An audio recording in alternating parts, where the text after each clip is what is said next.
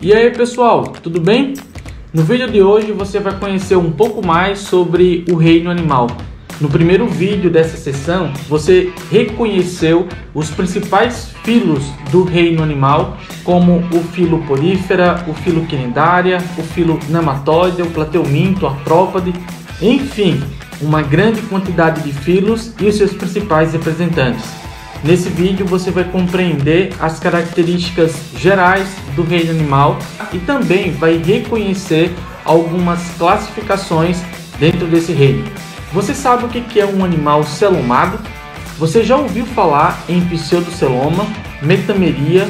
Além disso, animais diblásticos e animais triblásticos. Você também já ouviu falar sobre isso? Se você não se recorda desse assunto ou se você quiser potencializar seus estudos, continue nesse vídeo.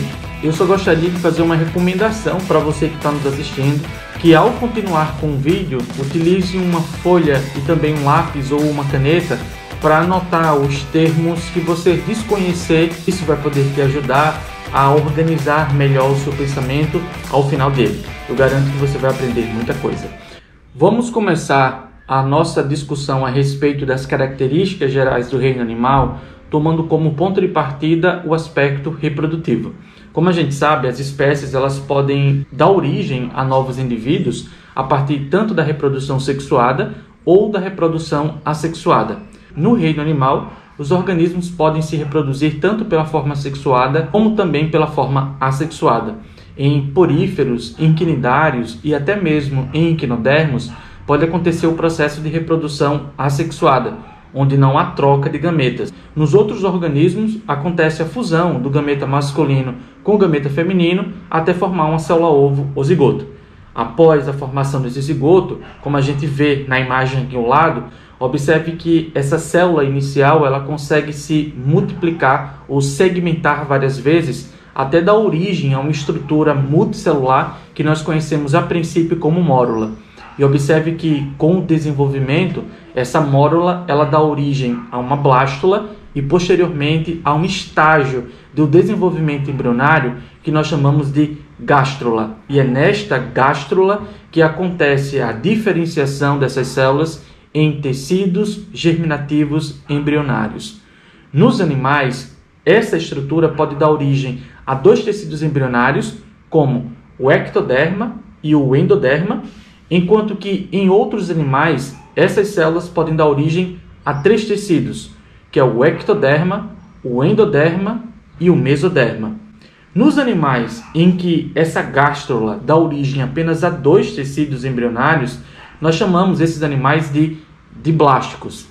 Enquanto que nos animais onde essa gástrula dá origem a três tecidos, nós dizemos então que esses animais eles são chamados de triblásticos.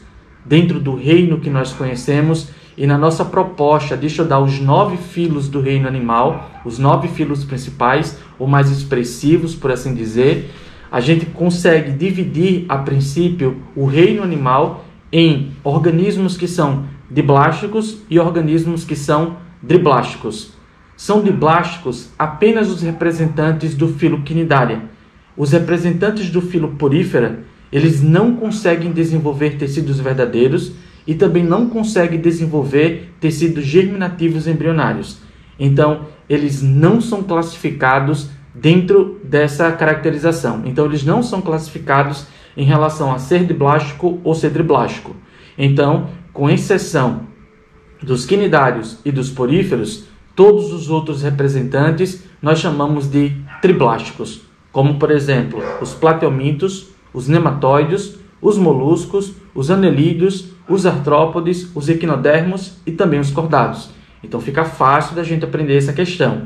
Então são diblásticos animais que apresentam dois tecidos embrionários, o ectoderma e o endoderma. E são triblásticos os animais que apresentam três tecidos embrionários, ectoderma, endoderma e mesoderma.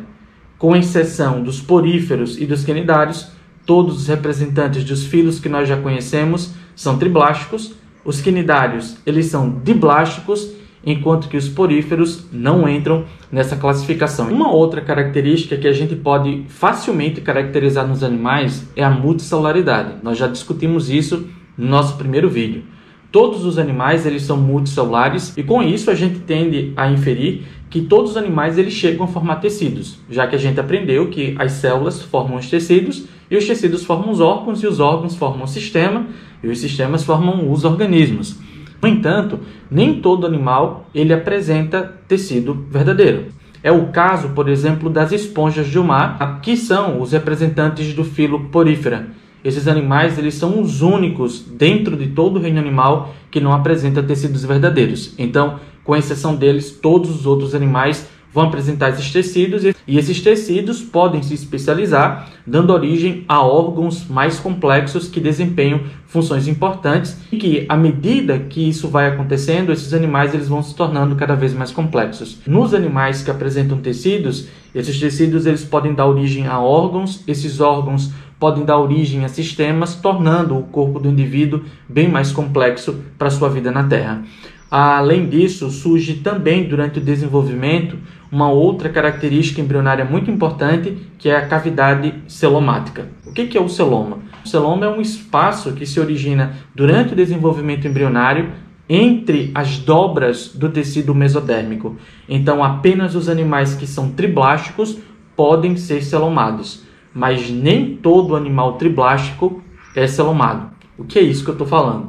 Primeiro, olha, você precisa entender que o celoma é uma cavidade interna do embrião que surge a partir do revestimento do mesoderma, como você consegue observar aqui na imagem ao lado, e essa estrutura ela vai acomodar durante o desenvolvimento as vísceras internas do embrião. Existem animais que apresentam essa cavidade celomática e esses animais que apresentam essa cavidade nós chamamos de celomados. Quem são os organismos que são celomados? Os anelídeos, os moluscos, os artrópodes, os equinodermos e os cordados. São 5 dos 9 filos que nós vimos anteriormente que apresentam essa cavidade celomática. Todos eles são triblásticos. No caso, por exemplo, dos plateumintos, como as solitárias ou até mesmo o Schistosoma mansoni, esses animais eles são triblásticos, no entanto, eles não desenvolveram a cavidade celomática. Portanto, a gente diz que plateumintos são animais acelomados. Uma outra classificação seria em relação aos animais que são chamados de pseudocelomados. Nesses animais, como que acontece, por exemplo, nos nematóides, como as lombrigas, por exemplo, eles têm uma falsa cavidade celomática. Então, mais uma vez, fica fácil da gente aprender sobre essa questão.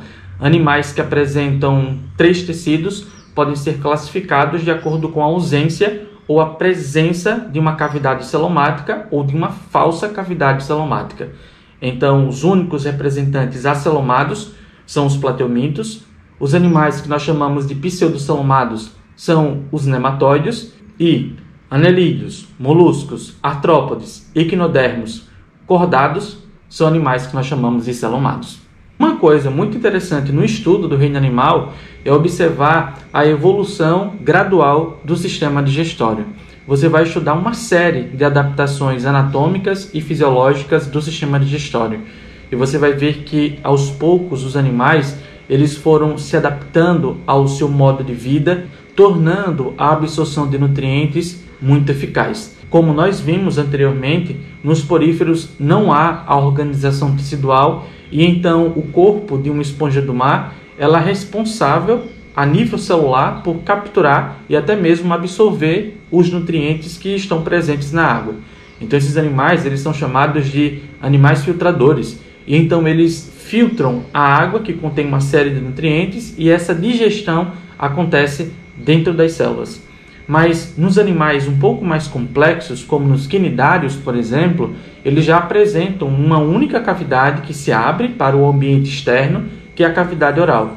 E então, da cavidade oral, o alimento que foi englobado por um quinidário é levado para uma cavidade digestiva primitiva. E é dentro dessa cavidade digestiva primitiva que esse animal ele consegue digerir esse alimento, absorver o que for necessário e ele também elimina pela mesma cavidade o que ele não conseguir digerir. Nos outros animais, a gente já consegue observar um pouco do desenvolvimento desse sistema digestório.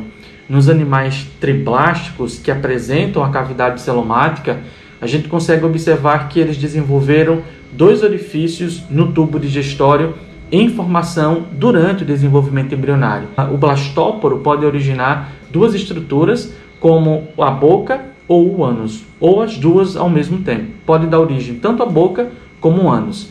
E em relação a essa questão, os animais que dão origem inicialmente à boca e depois dão origem ao ânus, eles são chamados de protostômios. Os protostômios são os nematóides, os moluscos, os anelídeos e também os artrópodes. Além disso, a gente sabe também que esse blastóporo pode dar origem primeiro ao ânus e posteriormente à boca. Nesse caso, a gente classifica os animais como sendo deuterostômios. No reino animal, são deuterostômios os equinodermos e também os cordados. Então, dentro desse box de conhecimento, os animais eles podem ser classificados de acordo com o destino do blastóporo. Se o blastóporo originar primeiro o ânus e depois a boca, esses animais são chamados de deuterostômios. E se o blastóporo originar primeiro a boca e posteriormente o ânus, esses animais vão ser classificados como protostômios. Na aula de hoje você conheceu muita coisa, então não deixe de anotar as principais informações. Você consegue se recordar do que é um celoma? Você consegue identificar quem são os animais celomados e os acelomados e os pseudocelomados? Uma aranha, ela pertence a qual filo? Além disso, você consegue classificar a aranha em relação ao destino do blastóporo e também a presença ou a ausência de uma cavidade celomática? Não deixe de fazer esses exercícios, beleza? Bom, pessoal, na aula de hoje é apenas isso e a gente se encontra no próximo vídeo. Obrigado!